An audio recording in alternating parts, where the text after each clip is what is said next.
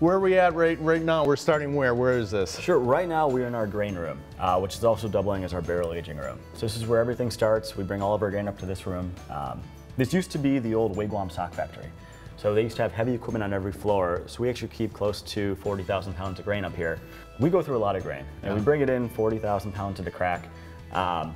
Thankfully, we get to work with a great local maltster, Breeze Malting in Chilton, and that's where we get probably 99% of all of our grain from. You know, I think they're the best specialty maltster in the country, and they're about 40 minutes away from our brewery, so it's very convenient. So how did you get into brewer? How did you get to this point with, what's kind of your background in brewing, and how did you get to this point of having this whole brewery here? Well, I used to pour concrete for family business and did that for 6 years, and for me, I just didn't really like concrete. My father did, my grandfather did, but it just wasn't for me. So my wife and I were kind of talking about what maybe I could do next, and thankfully she brought the idea, well, have you ever considered starting a brewery?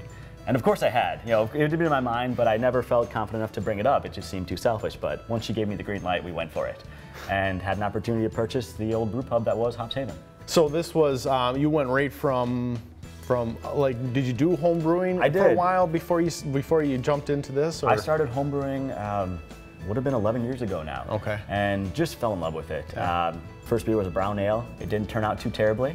And just kind of quickly went from brewing once every few months to once a month, once every couple of weeks. The core of our basement became my brewing laboratory, and I just fell in love with it. You know, getting to blend all the different flavors and try to make something new and different, and then try to repeat it was something that I really enjoyed. You know, make that same beer over and over. And I realized that's what manufacturing beer is, and you want to make sure that six-pack tastes like that six-pack every time. So at that point, went back to school for brewing sciences, and kind of away we went. We bought all the equipment in August of 11, and it took us through the permit process. It's a long road to get your brewing permits. Took us about 8-9 months, so that in April of 2012 is when we put our first kegs on the truck and sent them out to the accounts. All right. And something that you have kind of new here now, or that you've just kind of started, is the barrel aging, right? We have. Okay. Yeah, it was fun. You know, the first year we kind of got our feet underneath us, made a lot of our year-round beers. Second year we added seasonals, and our third year is when we really started to experiment with a lot of different flavors, a lot of different barrels, and kind of just let loose.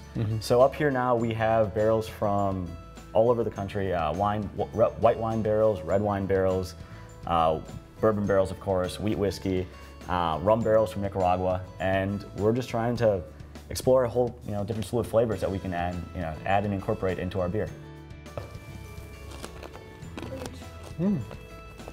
So every malt is going to taste a little bit different, and that flavor carries through to the beer. You ever thought of like putting milk over this and just having it for we talk about it far too often.